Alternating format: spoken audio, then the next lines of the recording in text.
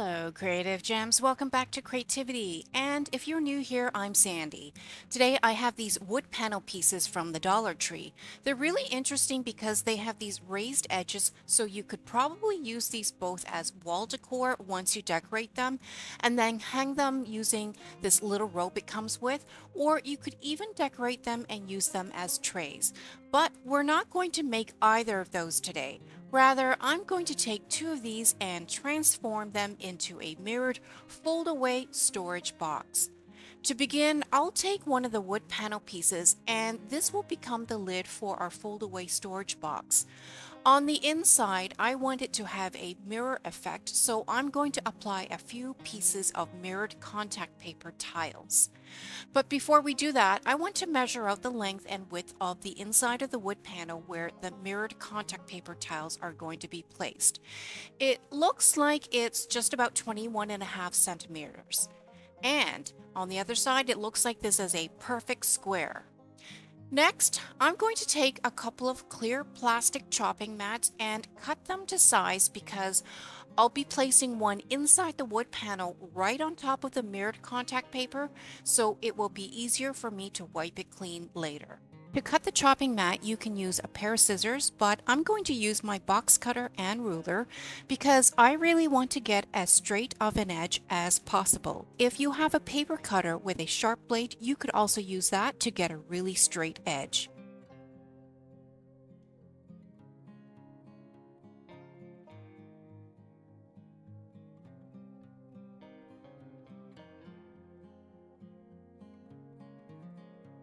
Once I have my first piece cut, I'm going to use it as a template to cut out an extra piece to place inside the second wood panel. Okay, so now we're ready to cut those pieces of mirrored contact paper tiles to fit inside the lid. I have never crafted with these before, so it will be interesting to see how they turn out. It's too bad I couldn't find these mirror paper tiles in a larger size, so I'm a bit worried about how it will look with the seams, if they are going to be very visible when I lay all the cut pieces down onto the wood panel. And while I work on cutting these pieces, I would like to take a moment to thank you for tuning in to today's craft project. If you enjoy glam home decor and DIY crafts on a budget, please let me know by hitting the subscribe button. And if you like what you see today, please give me a thumbs up as well so YouTube will continue to recommend my channel to other viewers like you.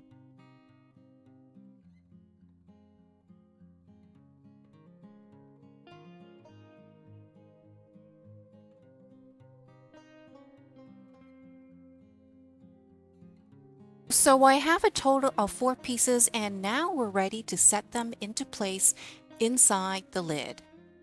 And by the way, that blue film you see will eventually be pulled away so we can actually reveal the mirrored side of the paper.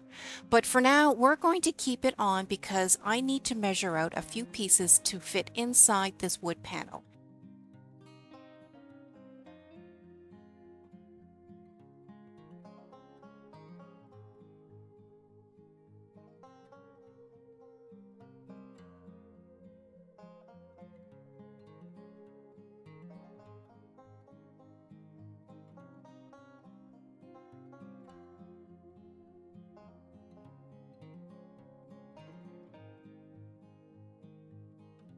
Okay, now let's go ahead and peel away the blue plastic film and see what this looks like. Well, I definitely like the mirror effect. It's not exactly like a real glass mirror, but it's pretty close. What I don't like though is that you can really see the seams. But let's see what it looks like after we place the clear piece of plastic chopping mat on top. So with the chopping mat on top, you can no longer see the mirror effect at all, and you can still see the seams between the cut pieces of the mirror paper tiles. So I'm not sure if I like this, but we're going to leave it alone for now, and we'll have to figure out if there's a better way to deal with this problem later. For now, I want to work on the interior sides of the lid using these rectangular mirrored tiles. These are real glass mirror tiles, and they're the perfect size to fit inside.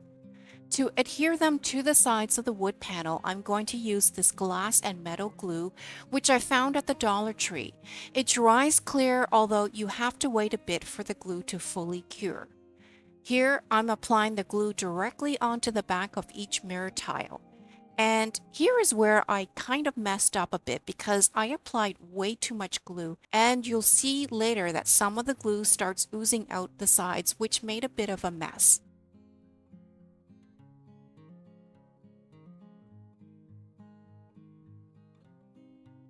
Once I had all the mirror tiles applied, I was left with some gaps along two of the corners because the mirror tiles were a bit too long and I didn't know how to cut them to size.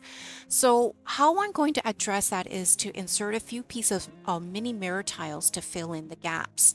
These mini mirror tiles come in either sheets or rolls, and they're self-adhesive, so I won't even need to use any glue to adhere them. And by the way, in case you want to stock up on any of the embellishments that you see me using on my channel, including these mini mirror tiles and other embellishments, I always include links to my favorite craft tools and supplies in the description box of every video.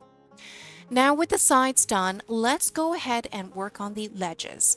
I have this beautiful silver rhinestone trim which I love crafting with because it can be easily cut to size and it's self-adhesive. If you have seen some of my other craft projects on my channel, you'll likely recognize this trim.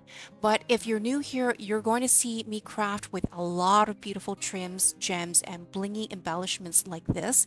And since most every craft supply I use is very budget friendly, I always leave links to them so you can stock up for your crafts too. Watch how easy it is to apply this trim. I love how flexible it is, it's easy to cut, and the rhinestone pieces are so pretty and sparkly.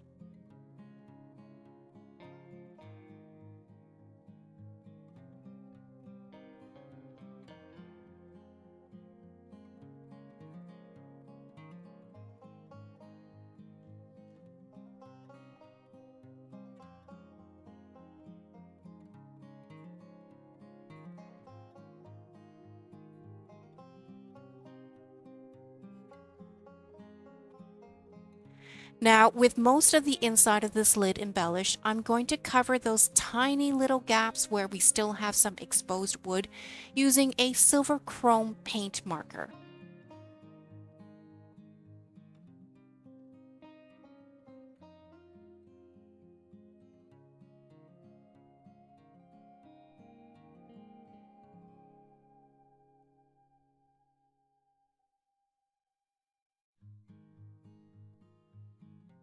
So the inside of this lid is pretty much done.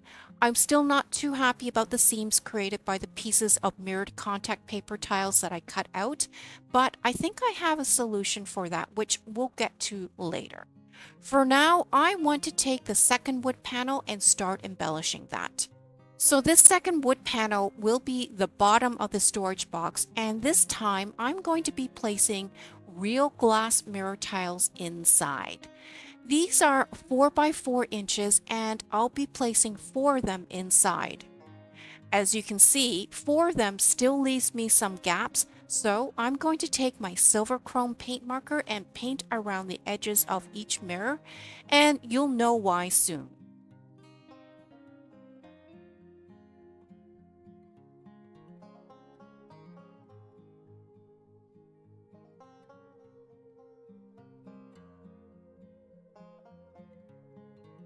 Now we're ready to adhere each mirror tile to the lid, and for that I'm going to use Fix-All.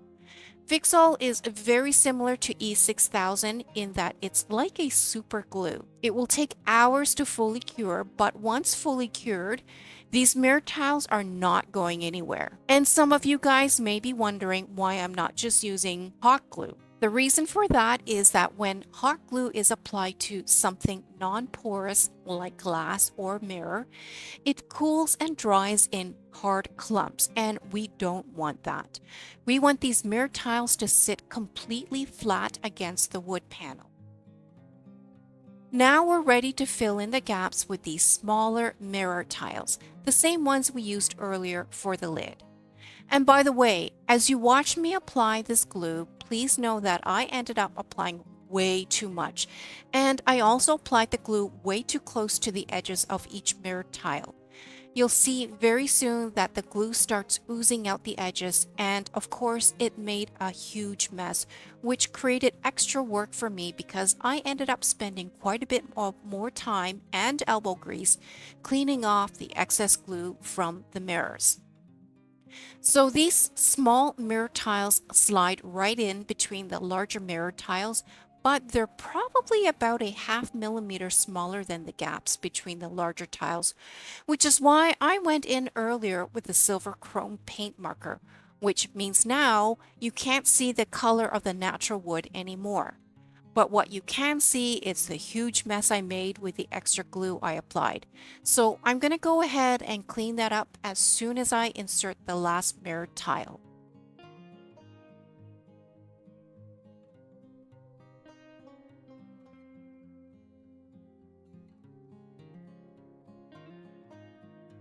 So it took me a while to clean up the glue mess. I ended up wiping away the excess with a thick cloth, and then I used a glass cleaner to remove all the smudges, and this is what we're left with. I still have a few streaks here and there, but those will be very easy to wipe away later. For now, I'm going to fill the center with a piece of silver rhinestone trim. I'll cut the trim to the exact shape of the hole in the center. And if you're still with me, comment down below with the words storage box and let me know if you like to craft with mirrors. And if you do, I would be really curious to know what crafts you make with mirrors. For me, you'll see lots of wall decor, wall sconces, vanity trays, and jewelry boxes on my channel embellished with mirrors. I think using mirrors as embellishments for home decor really brightens up the space and really upscales your decor, especially when your decor is also embellished with gems, rhinestones, and other shiny, blingy pieces. And speaking of mirrors, I'm going to go ahead and place these smaller mini mirror tiles along the sides as well. So the entire interior of this bottom part of the storage box is going to be mirrored. And of course, this time I'll be more mindful about how much glue I use to place these tiles down so I'm not left with another mess to clean up.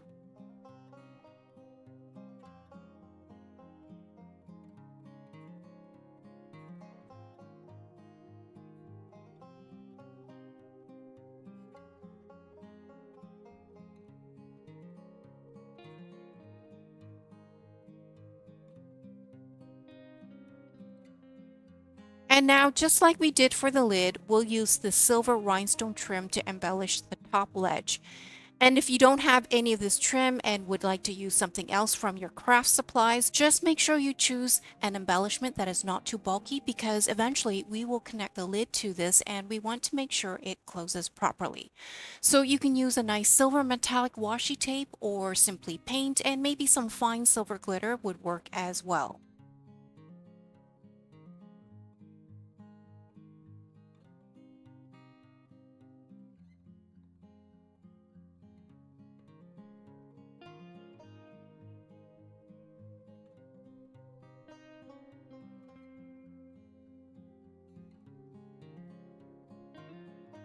And by the way, after applying the smaller mirror tiles to the sides, we're again left with gaps along two corners, but this time, rather than inserting the mini mirror tiles we used earlier, I'm going to go ahead and simply fill the gaps with the same silver rhinestone trim we used on the top of the ledge. And in retrospect, I think I should have used this trim on the corners of the lid as well, as I think this rhinestone trim is actually much prettier than the mini mirror tiles. But of course, I've been winging things a bit and didn't plan out the full details of the design of this storage box. In fact, comment down below and let me know if you like to do crafts too. And if you do, I would be curious to know if you design your crafts on the fly or if you plan every detail out. Maybe draw out a blueprint and know the exact measurements of everything and you know all the embellishments you plan to use. Let me know down in the comments. Okay, so this is what the bottom of the fold away box looks like so far. And I think it actually looks pretty good. I much prefer the real glass mirror tiles, but let's insert the chopping mat piece we cut out earlier. I like it. You can still see the pretty design underneath, and now it's going to be super easy for me to wipe it clean as well. Now I'm going to attach the lid so we can convert this to a fold-away storage box. I'm going to put the two pieces together and then I'll grab some hinges to place here. So the hinges I have here is meant for making jewelry boxes, so these will be the perfect size for my storage box, which, by the way, I may end up using to store some of my makeup and beauty products. Each hinge comes with 4 screw holes, and you also get the screws to go with the hinges.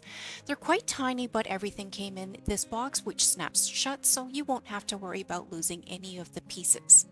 So I went ahead by hot gluing 3 hinges to the box. Unfortunately, I somehow lost the footage of me hot gluing the hinges to the box, but I'm sure you get the idea. Make sure when placing the hinges down that you place them in the correct position with the ribbing facing out towards you. Otherwise, you're not going to be able to open the box later. I chose to apply 3 hinges for extra security, but I actually think 2 would be enough. I also hot glued them down because it will make it easier for me to insert the screws in with a screwdriver later. And even without the screws, I think the hot glue does a pretty good job securing the metal hinges to the wooden box, as you just saw. But for that extra security, I'm going to go ahead and insert those screws in. Here, I'm pre-drilling the hole with a drill bit that comes with my cordless drill. Doing this will make it easier to drill in the screws later. Now I'm going to drill in the first screw and make sure it goes in properly before I work on the rest of the screws.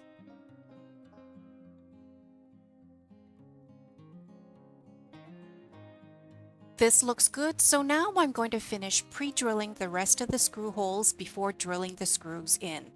And while I work on this, I would be curious to know if any of you crafters out there are power tool users. Comment down below with the words storage box and let me know if you like to work with power tools.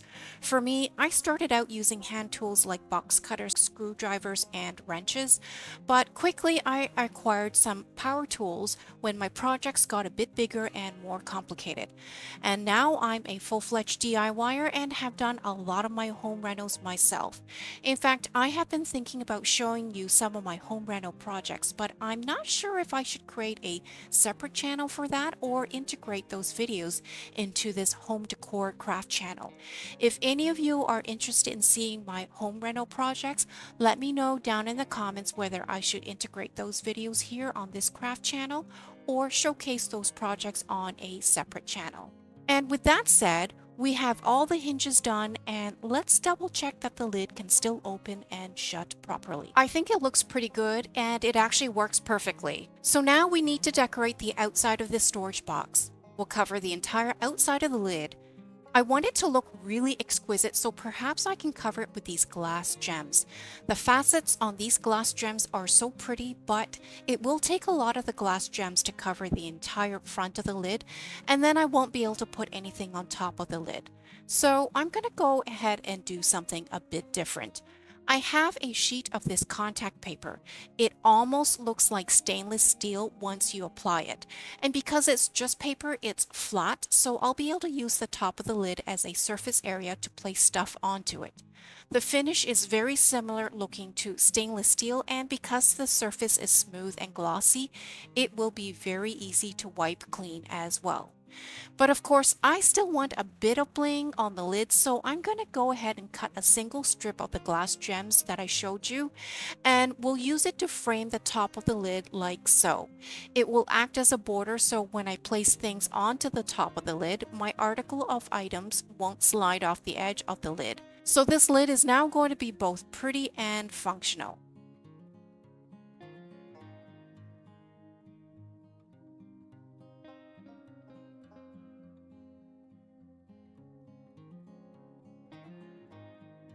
Notice how there's a bit of the glass gems sticking out at the end? That's not ideal, but it won't be a big issue because I'll be embellishing the sides of the lids with a thick trim, which you'll see very soon. Okay, so with the top of the lid completed, this is what we have. We've got a very smooth surface to place items on, and inside we have a mirrored surface to place more items on. For the inside of the lid, I really don't like the seams showing through from the cut pieces of mirrored contact paper tiles, so we're going to cover that up completely with the same contact paper we used on the top of the lid on the outside. First, I'll need to remove the plastic chopping mat so I can place the contact paper onto it. I'll lay it down and use my hands to flatten it down to minimize any air bubbles from forming. And by the way, if you need to reposition the contact paper, you will be able to do that as long as you pull it away from the chopping mat slowly and carefully. I actually had to reposition my contact paper a few times until it was placed in the exact position that I wanted. And then I just used a box cutter to cut away any excess contact paper that was hanging off the sides. And now we can pop the covered chopping mat back inside the lid. I really think this looks 100 times better than what I had before, don't you think? We don't see any seams anymore, and we have a stainless steel look for the inside of the lid, and it's going to be very easy to wipe clean. Let me know down in the comments what you think of this solution, or if you think I should have done something differently, let me know your suggestions. Next, I'm going to add a knob to the lid so we'll have an easy way to open and shut it. The knob looks a bit like a crystal cabinet doorknob, except the base is self-adhesive and the knob is made of acrylic instead of crystal. I'm going to go ahead and use a pair of scissors to trim around the base. And then I'll remove the backing and stick the knob onto the lid somewhere in the middle.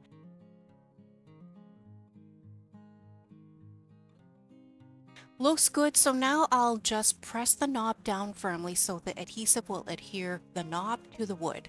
And now for the sides of this box. I have a different trim for the sides. This trim is a bit thicker because it's got clusters of silver crystal pieces, and the back is a self-adhesive resin, which is a little on the thicker side.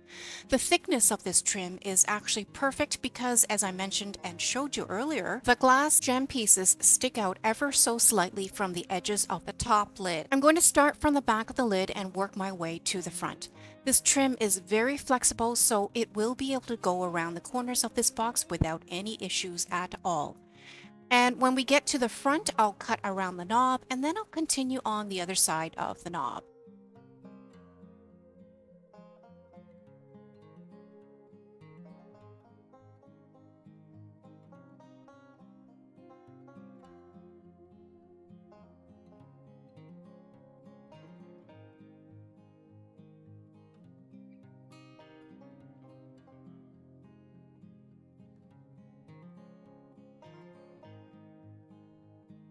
When we reach the back again, we'll need to cut smaller strips of the trim to apply around each of the 3 hinges.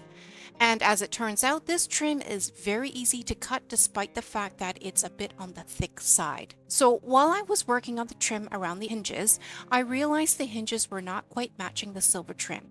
So to address that, I'm going to take my silver chrome paint marker and paint the hinges so everything matches. I'm only doing this because at the time I purchased these hinges, they had sold out on the silver hinges, so I bought these instead. But if you're going to stock up on these, I have a link to these hinges down in the description box, and you should be able to choose from either this color, gold, or silver. So here's what our storage box looks like so far. We can stop here and this would be both beautiful and fully functional, but I have decided to add one more thing to this storage box to make it even more beautiful and more functional. Those of you who have seen some of my other crafts probably already know what I'm going to do, but if you're new to my channel, I'll let you know that I love adding legs to all my storage boxes, trays, lanterns, and candle holders. I think adding legs really elevate the home decor piece both physically and aesthetically. For the legs, I've chosen these crystal cabinet doorknobs. I'll place one of these on each of the 4 corners. And to do that, I'm using some hot glue. And for this storage box, adding legs to the bottom of the storage box will also create an extra space where I can place items underneath the storage box, and the items will be accessible but hidden from view so there's no clutter. And finally, we're done, and here's the final look for our fold-away mirrored storage box. With its silver embellishments, glass gems and stainless steel finish on the lid, it can be used to display treasured items. But use the crystal knob to open the case, and you can use the inside to store more of your treasured items. The mirrors and the rhinestone trim really gives this box an upscaled, luxurious look. And take a look at those matching legs. The crystal doorknobs elevate the box with just enough height, so there's plenty of room underneath the box to tuck other items away without creating extra clutter. This box can be used both as a display box as well as a storage box. When the box is open, the lid can lie flat parallel to the table surface, so essentially your display area has doubled. Perhaps you would like to place your favorite perfume bottles on one side, and on the other side maybe some of your favorite necklaces, bracelets, and rings. Or just keep a few items inside, close the lid, and now you can display it on your shelf as part of your home decor. Here, I'm actually using my storage box in my washroom. I have the box tucked away under a single level shelf I made. When I slide the box out, I can open it, and inside I have some of my makeup items and beauty products I use regularly. Everything is organized neat and tidy. If I need to lay out more of my beauty products, all I need to do is fold down the lid parallel to my counter, and now I have two surfaces where I can lay out my beauty products. And when I'm done, I can close the lid and tuck the box back underneath the shelf. If you enjoyed today's craft tutorial, please like and subscribe to my channel and share with other creative gems. Also, remember to hit the notification bell so you can be notified every time I have another DIY glam project on my channel.